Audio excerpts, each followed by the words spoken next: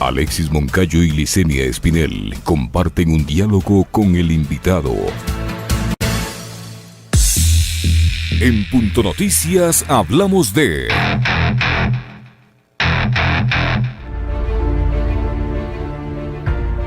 Luego de 120 días, el fiscal provincial de Pichincha, Alberto Santillán, dispuso el cierre de la instrucción fiscal por el delito de rebelión contra la prefecta de Pichincha, Paola Pavón, el secretario ejecutivo de la Revolución Ciudadana, Virgilio Hernández, el dirigente de la Revolución Ciudadana, Cristian G. y Pablo D. Santillán, en su impulso, pide fecha para la audiencia preparatoria de juicio únicamente contra Pavón, Hernández y Cristian G.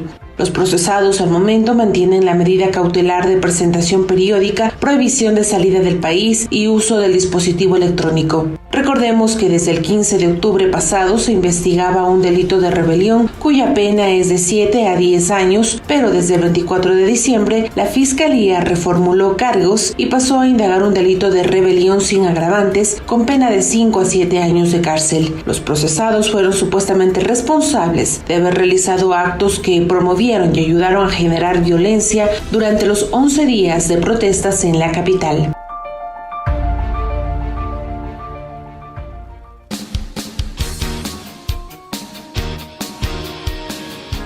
En este momento tenemos ya en nuestra sala con nosotros y le damos la bienvenida y buenos días al doctor Freddy Ron.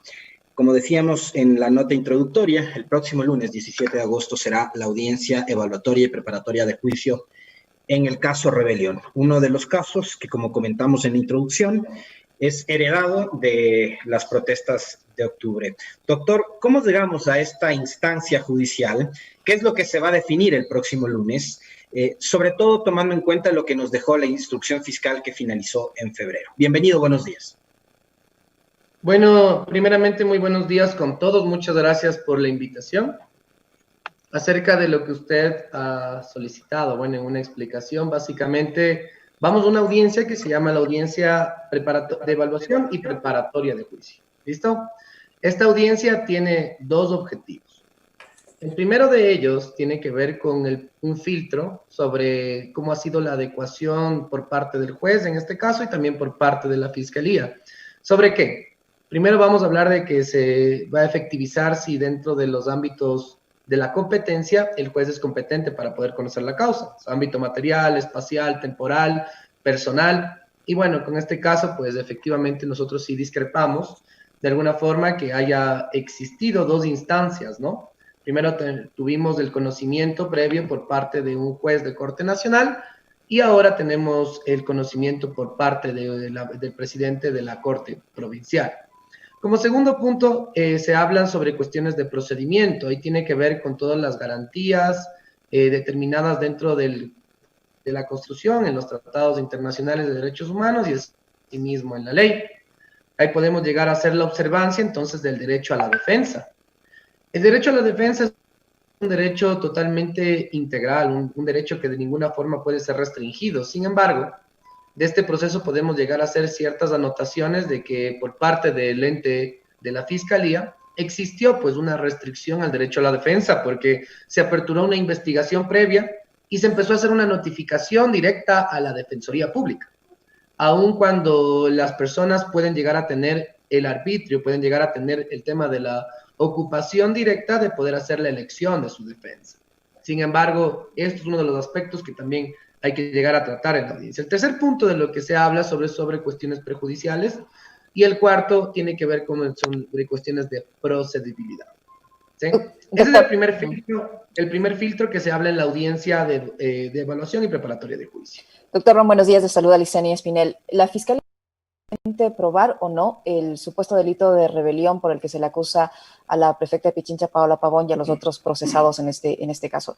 ¿Logró evidenciar esto o no lo pudo hacer? De acuerdo al contenido, sentido y alcance del expediente, podemos llegar a hacer la observancia de elementos de convicción que no llegan a ser un direccionamiento de adecuación de conducta. O sea, es decir, no se ha podido demostrar por parte de la Fiscalía que haya existido suficientes elementos, primero, de un delito de ejercicio de acción pública. Y como segundo punto, elementos claros, precisos y unívocos de la participación de una persona dentro de un proceso. ¿Sí? Sin embargo, no nos olvidemos que la Fiscalía está en la potestad de poder hacer la solicitud de esta audiencia con el objetivo de acusar, ¿no? Ese es el objetivo de la Fiscalía. Por esa razón, la defensa tiene los dos filtros que acabo de mencionar para poder llegar a evaluar primero el procedimiento, si ha existido el respeto a las garantías constitucionales y asimismo hacia las garantías tramitológicas y procedimentales. Posterior a esto, se hace ya una alegación con respecto a que, ya pasando este filtro donde el juez efectivamente indica, ¿sabe qué? Consideramos que existe pues una validez de todo lo actuado hasta este momento. En la segunda parte de la audiencia es cuando nosotros empezamos a ver todos los elementos de ¿qué? De convicción por parte de la Fiscalía que quiere elevar a categoría de prueba. Es decir, ¿cuáles son los elementos de convicción que podría tener para presentar en esa instancia, doctor? bueno, básicamente estamos hablando de que los elementos de convicción que tiene la Fiscalía básicamente son los twitters. Ajá. Y son efectivamente pues tres diligencias que se hizo con el tema del reconocimiento de las noticias que pasaron en esos días. Sin embargo, ¿y esos son elementos probatorios? O sea, un tweet puede ser, digamos, suficiente prueba como para incriminar a alguien. Imposible. Estamos hablando que un Twitter no puede llegar a contrarrestar de alguna forma, pues, lógicamente, pues, primero tu libertad a poder llegar a opinar. Pero lo que estamos nosotros observando aquí es que sobre las opiniones que nosotros podemos llegar a manejar como ciudadanos de un Estado de derechos y justicia, donde lógicamente tenemos esta libertad de poder expresarnos, que sobre estos puntos se llegue a tratar de criminalizar nuestras ideas. Pero lo más absurdo de este proceso es que ustedes pueden llegar a hacer una observancia que de acuerdo a una crítica, de acuerdo a un pensamiento, se puede llegar a hacer una exteriorización macro. ¿Por qué razón? Porque lógicamente el delito de rebelión lo que hace es tener una exteriorización macro con todas las otras personas, con todos los otros ciudadanos. Entonces lo que se trata de atribuir es que efectivamente esta adecuación fue realizada por parte de los que están ahora en calidad de procesados. Sin embargo, es totalmente ilógico con los elementos que hemos podido llegar a verificar en esta instrucción fiscal. Doctor Rom, ahora que ni la Fiscalía ni el gobierno han podido demostrar sus acusaciones y al tratarse de un nuevo juez que va a conocer esta fase del proceso, ¿qué esperan ustedes como defensa? Lo lógico y apegado a derecho, ¿qué debería ser lo que deba pasar en esta audiencia? Es el mismo juez, le comento, ¿no? Es el mismo juez. Es el mismo juez, así es el presidente de es decir, es la misma figura, ¿sí? Lo que cambió lógicamente es de la presidenta que había, ahora con el doctor Jaya, que es una cuestión ya de elección de la Corte Provincial. Sin embargo, me refiero a la competencia, sigue siendo el mismo, ¿no? Ya. Doctor, okay. yo quería preguntar... ¿Pero qué debería pasar en esa figura? ¿Perdón? Licenia. Sí, yo le decía, doctor, que ¿qué debería pasar en esa audiencia? Si tanto ni la Fiscalía ni el propio gobierno han logrado demostrar sus acusaciones en contra de la prefecta y los demás procesados. ¿Qué debería pasar en esa audiencia? ¿Debería haber un sobreseimiento? A ver, lo que lógicamente una vez que existen los elementos de convicción presentados por parte de la Fiscalía, nosotros tenemos la oportunidad igualmente, de acuerdo a lo que nos dice el Código Orgánico Integral Penal, de pedir la ratificación de estado de inocencia por parte del juez, en este caso el presidente de la Corte Provincial, mediante la figura del sobreseimiento, que es verdad lo que usted menciona. Y este nos da una caracterización bastante individualizada. La primera es cuando la Fiscalía realmente no puede llegar a demostrar de que haya existido un delito de ejercicio de acción pública, y como segundo punto, cuando no hayan los elementos suficientes que determinen la participación de las personas que estén procesadas. Y esos son los aspectos que nosotros también vamos a ahondar dentro de esta audiencia. Sin embargo, no es menos importante poder llegar a establecer que dentro de este proceso sí ha existido violaciones a los derechos de los procesados, a los derechos de los usuarios del sistema de justicia, como lo mencioné, al derecho a la defensa. Por ejemplo, haber dictado la prisión preventiva, doctor, haber mantenido en el caso de la prefecta 72 días detenida. Cuando yo digo, me remonto al caso de Carlos Luis Morales y al de Bucaram el 3 de junio pasado. Ellos hicieron allanamientos en sus domicilios, fueron llevados a las unidades judiciales, descolocaron el grisete, hubo medidas sustitutivas, pero no hubo prisión preventiva. En el caso de la prefecta Pavón, hubo 72 días en que estuvo privada de la libertad y a punto de perder el cargo para el cual fue elegida en marzo de 2019. Así es. Todos estos puntos son bastante válidos de poder llegar a poner en conocimiento de una autoridad que hace una administración de justicia. Es decir, de una persona, de un funcionario público que está para poder llegar a impartir lo equitativo entre las partes. Es decir, en este caso la parte más vulnerable es la que está procesada, la que ha estado con la prisión preventiva, es con quien ha tenido que realizarse una prosecución tan absurda como es en este proceso. Si ustedes pueden llegar a verificar dentro de toda la legislación ecuatoriana jurisprudencialmente hablando, en nuestro ordenamiento jurídico no hay una sola sentencia por el delito de rebelión. No hay una sola. Desde la creación del orden jurídico del Ecuador. Estamos hablando que es un tipo penal tan absurdo con el objetivo de ¿qué? De poder determinar que una opinión tuya se haga una opinión macro. Y más aún cuando tú puedes llegar a tener una opinión de acuerdo a la libre expresión que está contrastada con un momento épico también sobre las medidas tomadas por parte del Ejecutivo en ese momento. Y una cosa adicional, doctor, una cosa adicional. En un primer momento, las tres personas, incluida la señorita prefecta de Pichincha, son procesados por rebelión armada. Se encontraron armas, hubo armas. Bueno, después cambiaron la figura a rebelión. O sea, eso es normal en un proceso judicial. O sea, ni siquiera saben por qué presentan la denuncia. Ni siquiera saben cuál era la figura por la cual les iban a procesar. A ver, lógicamente aperturaron una investigación que tenía que ver con rebelión agravada, es decir, con la utilización de armas de fuego. Sin embargo, en ningún momento se encontró las armas.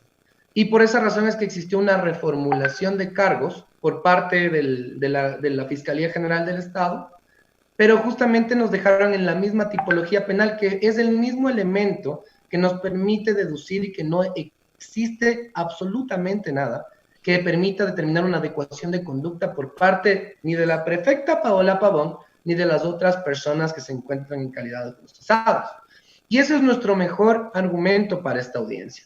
Básicamente lo que nosotros deseamos es que se realice una justicia adecuada y se permita hacer la aceptación de todos nuestros acertos que tiene que ver con la figura de una persecución política, de una persecución que efectivamente permite hasta aperturar una investigación sin ningún tipo de base, con total violación a los derechos y a las garantías constitucionales, y posterior a este análisis que se haga por parte del presidente de la Corte, vamos a solicitar que se dé un sobreseimiento a favor de la doctora Paola Pavón. Doctor Ron, al tratarse de un tema como usted lo señala, al tratarse de una persecución, lamentablemente usted ve cómo hay sobradas muestras de que la justicia en determinados casos se vuelve política, no precisamente justa. ¿Qué va a pasar en caso de que el juez decida aceptar la posición de la Fiscalía, la acusación de la Fiscalía? ¿Comienza el juicio? ¿Qué pasa con las medidas cautelares de la prefecta? ¿Qué pasa con su cargo? A ver, de acuerdo a lo que nos manifiesta pues, la Constitución de la República, la prisión preventiva es una medida de carácter excepcional y de carácter extremo. Ok, ha existido en este caso medidas cautelares alternativas que han sido cumplidas. Se ha cumplido a cabalidad tanto la presentación periódica por parte de la prefecta de Pichincha, la utilización del dispositivo electrónico y aparte de esto la prohibición de salida del país. ¿Por qué razón? ¿Cuáles serían los elementos para que la Fiscalía pudiera pedir una medida cautelar más lesiva cuando existe el cumplimiento de las otras que consideró en el momento oportuno la jueza de la Corte Provincial en ese entonces? Ahora bien, en caso de no existir una aceptación de todos nuestros argumentos, aun cuando realmente bajo un principio de verdad procesal, un principio de lógica del expediente, se pueda determinar que no hay ningún tipo de delito, primero, y peor aún, como segundo punto, una adecuación de conducta. Si existiera esto, nosotros tenemos ya listo nuestra prueba y asimismo nuestra solicitud de exclusión probatoria para poder ir a la tercera fase del procedimiento penal ordinario, que es la etapa de juicio. No nos olvidemos que la etapa de evaluación y preparatoria es la segunda fase del procedimiento penal, y por esa razón tendríamos que ir a una etapa de juicio donde ya los elementos de convicción se convierten en prueba y por ende ahí ya se puede hacer el desfile probatorio bajo la figura de la contradicción, inmediación y oralidad. Sin embargo, consideramos y le tenemos fe a la justicia, tenemos fe de que el juez va a tener un criterio totalmente independiente, de que va a tener un criterio apegado a derecho y asimismo que va a poder llegar a contrastar todos los elementos que nosotros hemos podido verificar con total objetividad. Y eso tiene que ver que no existe, primero, ningún tipo de delito y segundo, que no ha existido tampoco ninguna adecuación de conducta hacia ningún tipo de infracción establecida dentro de nuestro ordenamiento jurídico. Usted y posterior a eso, vamos doctor, a solicitar la rectificación de estado de inocencia mediante la figura de sobreseimiento. Usted mencionaba hace un momento el caso de los tweets, doctor, y digamos que eso a ratos parece hasta ridículo, ¿no? Que a una persona le abran procesos judiciales por publicaciones que hace en redes sociales, más cuando muchas son opiniones, no son ni acusaciones, ni amenazas, ni nada por el estilo. Pero hay otro tema también que está relacionado con esto y es el de las famosas volquetas. Ahí hubo periodistas, gente de opinión pública, que empezó a publicar también tweets asegurando de que las volquetas del Consejo Provincial de Pichincha estaban obstaculizando vías. ¿Cuál es la verdad sobre el tema de las volquetas en Pichincha? A ver, uno de nuestros primeros elementos de descargo fue poner en conocimiento de la Fiscalía ¿sobre qué? Sobre los GPS de estas volquetas, a ver si de alguna se había movido de la prefectura, y efectivamente salió que no había ningún tipo de movimiento irregular, de acuerdo a lo que se mencionaba por parte de muchos medios de comunicación. Y el Ministerio de Gobierno. Lo que nosotros podemos llegar a discrepar realmente es que existan tantas personas irresponsables de poder llegar a publicar cualquier tipo de noticia sin contrastar la fuente, sin poder llegar a contrastar la realidad. Y esto es un peligro porque efectivamente se permite en la ciudadanía crear una conmoción que realmente ni siquiera existe. Sin embargo, son simplemente suposiciones que nosotros dentro del proceso ya las hemos argumentado legalmente.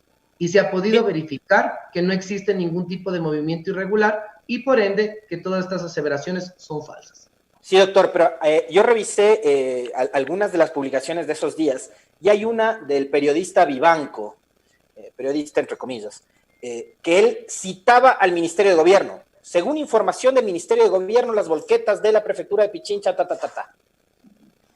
Es el Ministerio de Gobierno el que afirma también semejante barbaridad. O sea, ¿cómo una autoridad, cómo un organismo del Estado puede lanzar una acusación, tamaña acusación, sin prueba alguna?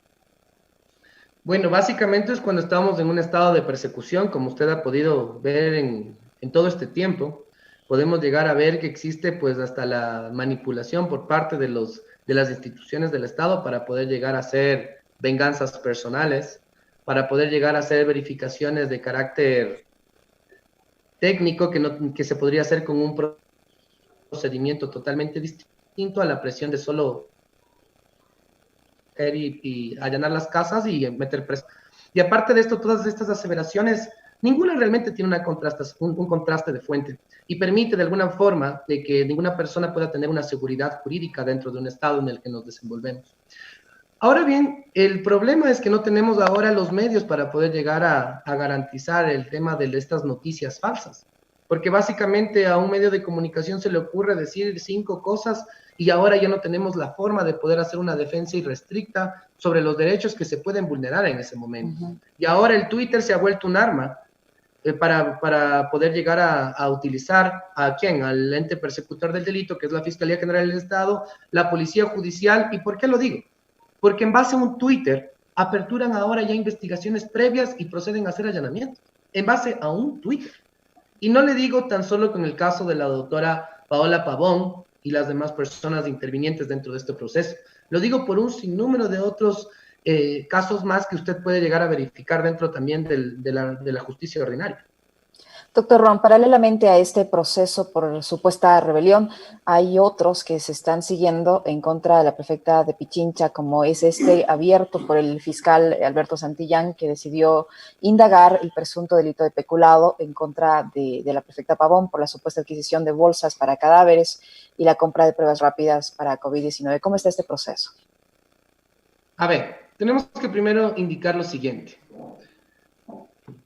El peculado es cuando tú tienes un beneficio lógicamente establecido hacia ti o hacia terceras personas por ocupar el tema de un cargo público o por los recursos del Estado, ¿no es cierto? Estamos hablando aquí que se hizo una contratación pública, la cual tiene su propio régimen, la cual tiene su propio procedimiento. ¿Y qué es lo que pasó? En base a un Twitter,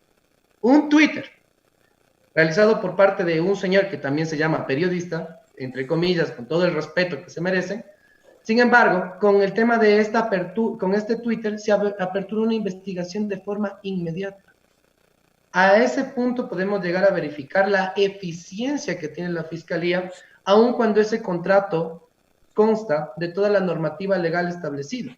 Aun cuando ese contrato podía llegar a ser revocado, podía llegar a ser terminado unilateralmente, había podido llegar a ser impugnado, podía haber llegado a ser cualquier tipo de cuestión contractual dentro de la vía procedimental adecuada. Sin embargo, utilizan ¿a qué? Utilizan a la instancia más lesiva que existe en el ordenamiento jurídico ecuatoriano con el objetivo tan solo de crear un pánico en las personas y crear efectivamente una simulación de supuesta transparencia.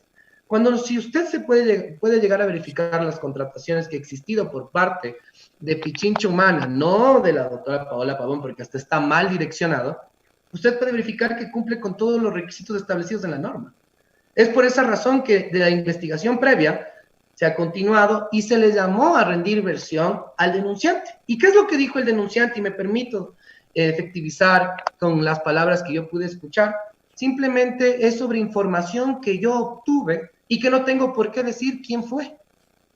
A ese punto es la justicia que tenemos en este momento. O sea, lanza en el tuit una acusación, pone ahí un documento que no sabemos de dónde salió, la fiscalía de oficio abre una investigación y después no tenemos cómo probar la acusación del hombre, pero además él ya en las redes sociales incluso manchó la honra de las personas a las que acusó. Así actúa. Esa es la justicia del Ecuador, doctor. Así es, imagínense. Estamos fregados. El único inconveniente es que no nos damos cuenta que el día de hoy, como le dije, es la doctora Paola Pavón. El día de mañana puede ser cualquiera de nosotros. Estar en un estado de incertidumbre donde tus garantías constitucionales simplemente sean restringidas de una forma totalmente evidente y que nadie haga nada es algo que realmente se nos debe hacer. Nosotros hemos puesto... El Ecuador lo que necesita es justicia, no venganza. Así es. Vamos a solicitar que se administre justicia en base a lo que nos dicen los tratados internacionales de derechos humanos, la Constitución y la ley. Utilicemos tan solo la lógica, ¿sí? Utilicemos tan solo la razonabilidad de poder llegar a establecer que dentro de un momento y por una opinión podemos hacer que eso se constituya en una adecuación de conducta. Es imposible poder llegar a entender entonces que ahora todas las personas que pudimos publicar un Twitter sobre nuestra inconformidad o que hagamos con una inconformidad determinada sobre una posición del gobierno, nosotros tengamos que tener una amenaza de una pena privativa de libertad. Yo quiero remontarme nuevamente al caso Rebelión, doctor, por esto que usted acaba de señalar a propósito de lo que le preguntaba a Licenia y de la eficiencia de la operatividad con la que actúa la Fiscalía General del Estado en el Ecuador. Licenia decía en la introducción y apuntaba muy bien que en el caso de octubre hay nombres que fueron y hombres que fueron además partícipes públicos de la rebelión. Yo le voy a citar un caso. Yacu Pérez. Hay imágenes del señor en la toma de la Asamblea Nacional. Contra él yo no he visto una arremetida tan, digamos, potente como la que ha habido en contra de Paola Pavón, de Virgilio Hernández, de los que se refugiaron en la embajada y que ahora finalmente están en México y otros, ¿no? El tema de la Contraloría.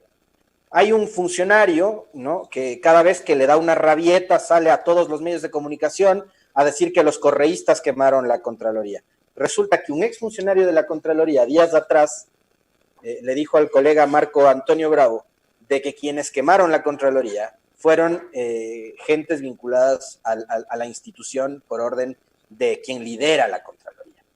¿Por qué ahí la Fiscalía no actúa de oficio? ¿Por qué ahí la Fiscalía no es lo suficientemente ágil y eficiente? Bueno, básicamente es porque tenemos una justicia que tiene una elección, ¿no? Básicamente lo que nos hace es hacer una investigación sobre las personas que ellos consideran. Y nada más. Es decir, no tenemos una justicia adecuada para todos. sea, si ustedes se ponen a verificar, hay muchísimos casos que hasta ahora no han salido. El caso de INA Papers, por ejemplo. Hasta este momento no se puede hacer absolutamente nada con relación a eso. Y han pasado ya casi más de 3 años sobre la apertura de esta investigación. No tenemos un pronunciamiento adecuado sobre la fiscalía. De hecho, tenemos que la fiscal la semana pasada, al denunciante, que es el legislador Ronnie Aliaga, los llamó pandillero, además. Exactamente. Estamos hablando de que aquí, lógicamente, solo hacemos investigación de lo que a nosotros nos conviene como Estado, ¿no? Porque básicamente tenemos que llegar a entender cuál es el contraste que puede llegar a tener el Ejecutivo con la utilización de los sistemas de justicia y aparte con las instituciones que lo representan. Entonces, en este caso, yo considero que no existe una independencia. Hemos podido llegar a observar el procedimiento y realmente es un procedimiento de poder asustarse. Tenemos a varios de las personas que en ese día fueron en el allanamiento de la prefectura secuestrados por parte de una de las fiscales que hacían el allanamiento. Y nosotros hemos ya puesto en conocimiento de eso. Y hasta este instante, lo único que nos han llamado es hacer 3 diligencias investigativas, mientras que cuando sale un Twitter, ya te allanan la casa al otro día. O sea, tenemos que llegar a entender entonces que hay un desequilibrio sobre la utilización de los medios de la Fiscalía General del Estado, pero para tan solo... Y un ejemplo de eso, doctor Ron, de la utilización de los medios que usted dice de la Fiscalía, un ejemplo de eso puede ser lo que ocurrió esta mañana, por ejemplo, sin ánimo de defender al expresidente Bucaram. Yo creo que si él tiene cuentas con la justicia debe enfrentarlas, siguiendo el debido proceso como todo ser humano y como todo procesado, pero el señor tenía un grillete electrónico. La policía, la fiscalía, las autoridades sabían dónde estaba ubicado, dónde vive, dónde duerme, etcétera, etcétera, etcétera. ¿Qué necesidad tenían de entrar con una metralleta, apuntarle y detenerle, sacarle de su cama semidesnudo, apuntándole a él, a su señora, de hacer un procedimiento de esta naturaleza, la fiscalía y la policía, a un procesado que tenía una medida cautelar como grillete electrónico? ¿Eso evidencia el abuso de medios de la fiscalía? Claro, porque eso vende además, ¿no? No nos olvidemos que aquí lo que vende es el mayor irrespeto a las garantías constitucionales. Lo que la gente de alguna forma no se da cuenta es que si se hace eso con ciertas personas, con ciertas personas que participan dentro de la política, más a un ciudadano común y corriente. Ahora nosotros simplemente estamos haciendo una proyección de lo que pasa a diario en el sistema de justicia. A diario se cometen estas injusticias, como pueden ustedes llegar a observar, hasta con una persona que primero es de la tercera edad. Segundo, existe ya un proceso en su contra donde tenía un dispositivo electrónico. Y tercero, es que podían hacer una solicitud de formulación de cargos si ellos consideraban y notificarle a él para que él se presente voluntariamente ante este proceso. Pero sin irnos muy lejos, en el caso de Rebelión, pasó exactamente lo mismo. El caso Rebelión es un caso reservado. ¿Cómo es que documentos de un caso reservado van a parar a manos de los medios de comunicación y de periodistas? Por supuesto, y eso es un delito, porque lógicamente se llama circulación de información restringida, es un tipo penal, que tiene una adecuación de conducta que conlleva una pena privativa de libertad. Sin embargo, esa utilización de esos documentos he podido llegar a observar que se hicieron por varias instituciones y por varios medios de comunicación. Pero como mencionamos, nosotros en el momento oportuno vamos a poder llegar a utilizar el procedimiento adecuado para poder hacer el respeto y asimismo solicitar que en el momento oportuno, pues también estas personas que han hecho una mala utilización de esta documentación puedan tener que llevar, pues lógicamente, pues sus procesos ante la justicia ordinaria. Muchísimas gracias, doctor Ron, por la información que nos ha proporcionado durante esta entrevista. 8:43 ya en Punto Noticias Primera Emisión. El doctor Freddy Ron, abogado defensor de la prefecta de Pichincha, Paola Pavón, en el caso Rebelión. Punto Noticias. Estamos en las noticias que hacen historia.